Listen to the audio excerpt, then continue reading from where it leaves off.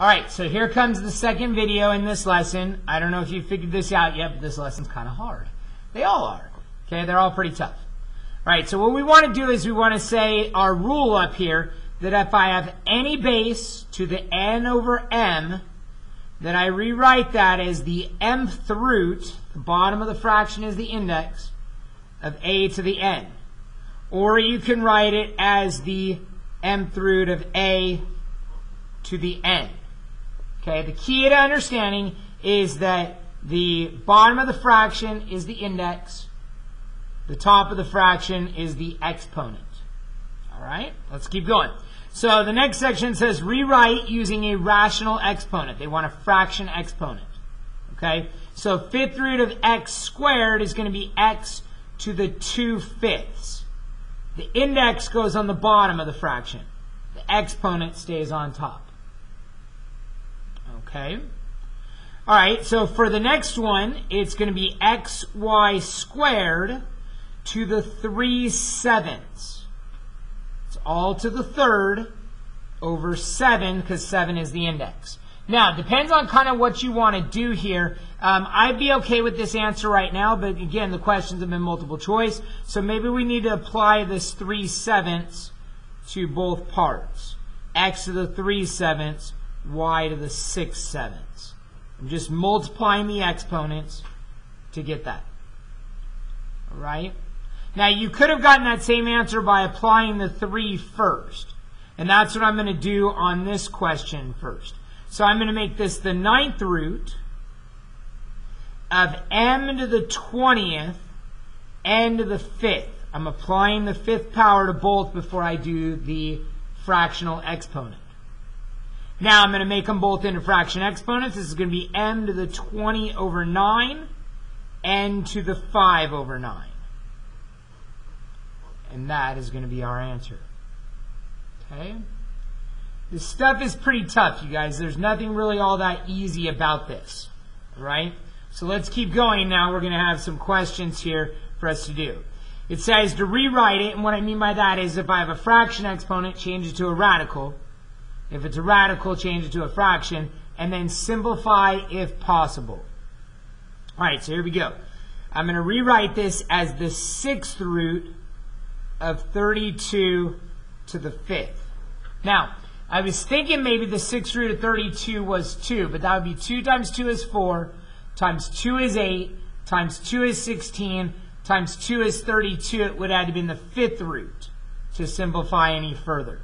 So we don't know that 5th root. That's going to be our answer. Okay. Next one.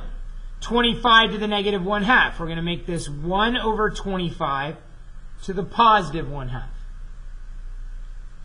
Well, 1/2 power is square root. 1 over the square root of 25. You can write a little 2 here if you want. So the square root of 25 is 5, so this answer is 1 over 5. Again, this is tough. You guys might want to rewatch this video a couple of times, all right, especially leading into the test on this. All right, so the next one, I'm going to rewrite it with a fraction exponent. It's d to the 4 over 12. The index goes on the bottom, the exponent goes on top. But I can reduce that. 4 over 12 reduces to d to the 1/3. And there's your answer. All right, let's keep going. Okay, next one, we're going to make this 36 to the 5 over 10. We're rewriting it with a fraction exponent. That's what it says. Rewrite it and then simplify if you can. So this is going to be 36 to the 1/2 because 5 over 10 reduces. Now, I want you to memorize this in your mind, that 1/2 power is the square root. So they're asking me here to square root 36. And the answer is 6 then. Okay, let's keep going. Okay, so for number 5 here, we're going to make it m to the 4th n squared to the 1/8. Okay, it's 8 is the index. All of this is to the first power. That's why I'm saying it's to the 1/8. Now you're going to apply that exponent. You multiply the exponents when it's power to a power. So you're going to have m to the 4/8 and to the 2/8. I'm just multiplying together my exponents. And now reduce those fractions. This is m to the 1/2, n to the 1/4. Since those are not numbers, we can't go any further. It's numbers that we go further. You'll notice like the numbered ones, number 4 here, I tried to go a little further. All right, let's keep going. Number 6. 6th root of this is going to be m squared n to the 3/6. Now apply that power. Now maybe I want to reduce that to 1/2. In fact, I will. So m squared n to the 1/2. I reduced that fraction. Now multiply your exponents. You're going to have m to the 1/2 times 2 is m to the 1st, n to the 1/2. Answer. Okay, let's keep going. 125 to the 7/3. This is going to be the cube root of 125 to the 7th. Now I add fraction exponents. Now I'm changing to a radical. Radicals, I made them fractions. Fractions, I make them into radicals. Now, I know the cube root of 125 is 5. And now I got to do 5 to the 7th power. Probably should get a calculator for that. It's 78,125. 78,125. Okay, let's keep going. Number 8. We're going to have the bth root. B is going to be the index of y to the a. Remember, you can write it that way, or you can write it as b as your index of y, and then all of it to the a power.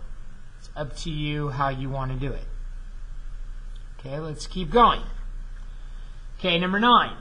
Number 9 is 5 to the 4/3. This is going to be the cube root of 5 to the 4th power.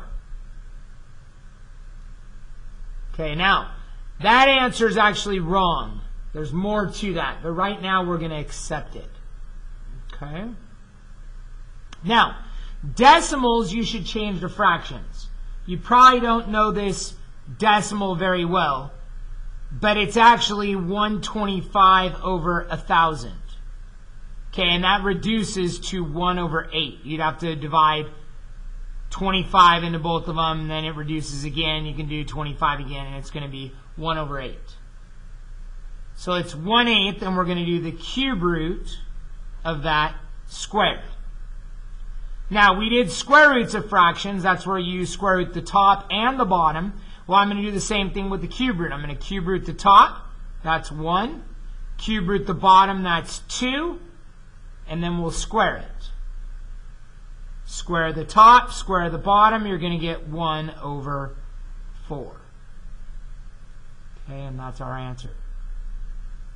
All right, number 11, 16 to the 0.75. Again, change to a fraction. 16 to the 3/4. Now I'm going to change it to a radical. 4th root of 16 to the 3rd. So 4th root of 16, that's 2. And 2 to the 3rd is 8. 8 is the answer. Now for number 12, A doesn't have an exponent, but B does, so it'll be the 5th root of B cubed. But the A stays outside because it didn't have an exponent. Only B did. Okay, there's your answer there. Okay, almost done. Hang in there. Number 13 here, we're going to change to a fraction exponent. This would be y to the 2/3. Can't do any more with that. Leave it like that. I think that's the hardest part, is figuring out when can I go further and when can't I go further. For number 14, it's going to be -4 to the 3/5. We'll leave it just like that. For number 15, we'll make it xy to the 3/7. 3 over 7 there. You can apply that 3/7 to both parts if you want. X to the 3/7, y to the 3/7. There's your answer. Now what I would do is 16 is I would make this the fourth root of 16 cubed. You can do that. That's the rule there. And now fourth root of 16 is 2, and 2 cubed is 8. Okay? All right, these things are pretty tough. I think you're seeing that. I'm hoping you're understanding a good chunk of it. Obviously, we got a lot of work to do in class on this, and we will. But make sure you're watching the videos. Make sure you're studying them over. Go back and rewatch things. And then in class this week, we'll work on this a whole lot more. But you're off to a great start. All right, I will see you in class later this week. Have a great rest of your day.